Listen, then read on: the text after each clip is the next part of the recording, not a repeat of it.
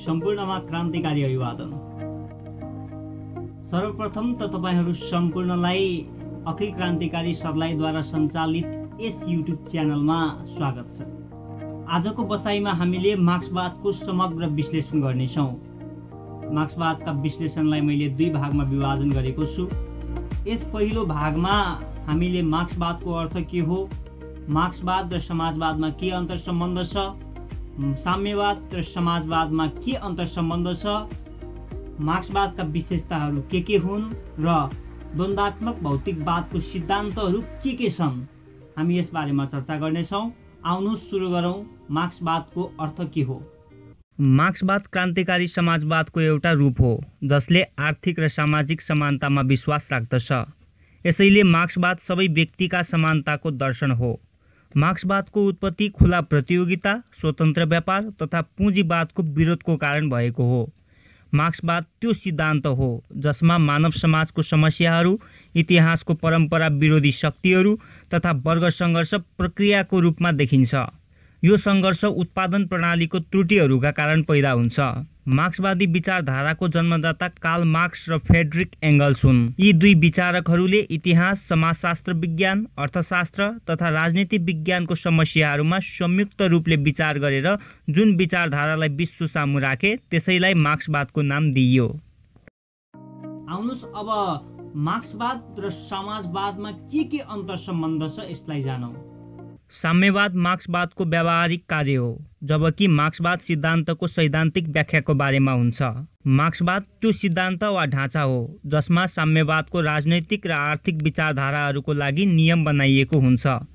साम्यवादको उद्देश्य समानताका साथ मान्यता प्राप्त हुने स्थितिबाट हुन्छ, जबकि मार्क्सवादको उद्देश्य त्यो ढाँचा वा सैद्धान्तिक दृष्टिकोणबाट हुन्छ जसबाट यस प्रकारको राज्यको विकास गरिन्छ।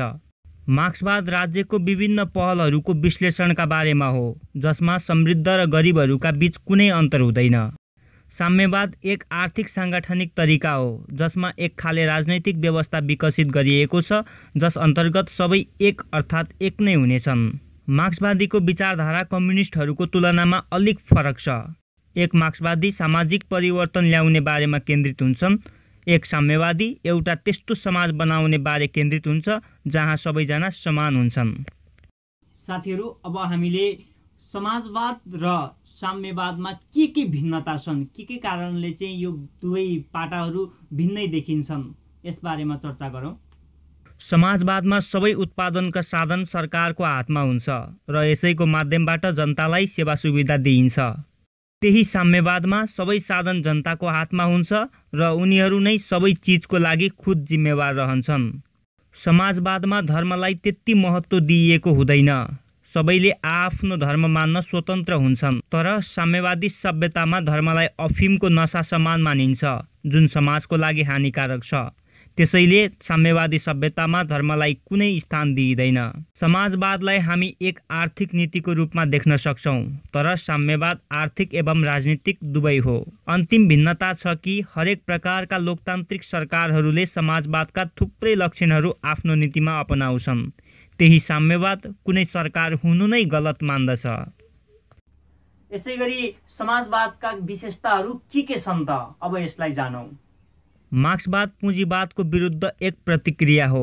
मार्क्सवाद पुँजीवादी व्यवस्थालाई आमूल रूपबाट परिवर्तित गरेर सर्वहारा वर्गको समाजवादी व्यवस्था स्थापित गर्न हिंसात्मक क्रान्ति अनिवार्य छ भनी बताउँछ। यो क्रान्ति पश्चात नै आदर्श व्यवस्था स्थापना हुन्छ। यो वर्गविहीन, सङ्घर्षविहीन र शोषणविहीन राज्यको हुन्छ। मार्क्सवाद पुँजीवादी व्यवस्थालाई समाप्त गर्नका लागि हिंसात्मक साधनहरूको प्रयोग गर्नुपर्ने कुरा सम्म गर्छ। मार्क्सवाद प्रजातान्त्रिक संस्थाहरूलाई पुँजीपतिको संस्था मान्दछ जुन उनीहरूकै हितका लागि र श्रमिकहरूको शोषणका लागि बनाइएको हो। मार्क्सवाद अन्तर्राष्ट्रिय साम्यवादमा विश्वास राख्दछ। मार्क्सवादले अतिरिक्त मूल्यको सिद्धान्तद्वारा पुँजीवादको जन्म भएको स्पष्ट पार्दछ। मार्क्सवाद धर्मविरोधी पनि हो, यहाँ धर्मलाई अफिम मानिन्छ। द्वन्द्वात्मक भौतिकवादका सिद्धान्तहरू के छन् यसको बारेमा पनि थोरै जानकारी लिउँ। द्वन्द्वात्मक भौतिकवाद मार्क्सको विचारहरूको मूल आधार हो। मार्क्सले द्वन्द्वात्मक प्रणालीलाई एङ्गेल्सबाट ग्रहण गरेका हुन्। मार्क्सको द्वन्द्ववादलाई बुझ्न एङ्गेल्सको विचारलाई जान्न आवश्यक छ। एङ्गेल्सको विचारमा सम्पूर्ण संसार गतिशील छ र यसमा निरन्तर परिवर्तन भइरहन्छ। एङ्गेल्सका विचारमा इतिहास घटनाहरूको क्रम मात्र होइन, बरु विकासको 3 अवस्थाको विवेचना हो: वाद, प्रतिवाद, संवाद। एङ्गेल्सको मान्यता यो छ कि आफ्नो विचार मूल अवस्थामा वाद हो। केही समय बितेपछि त्यो विचारको विरोध उत्पन्न हुन्छ। यो सङ्घर्षको परिणामस्वरूप भौतिक विचार वाद परिवर्तित भएर प्रतिवाद बन्दछ।